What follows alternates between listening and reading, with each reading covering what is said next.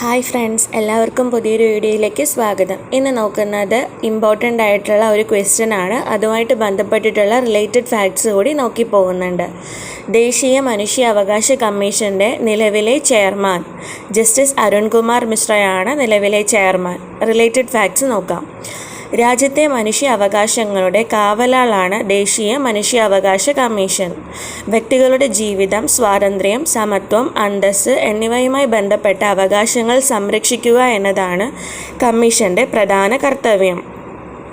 മനുഷ്യാവകാശ കമ്മീഷൻ്റെ ആസ്ഥാനം ന്യൂഡൽഹിയിലാണ്.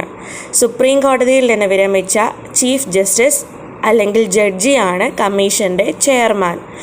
1993 ഒക്ടോബർ 12 കമ്മീഷൻ സ്ഥാപിതമാകുന്നത്. ഒരു ചെയർപേഴ്സണും 5 അംഗങ്ങളുമാണ് സമിതിയിൽ ഉണ്ടാവുക. എല്ലാവരും നോട്ട് ചെയ്ത് വെച്ച് തന്നെ പഠിക്കുക. താങ്ക്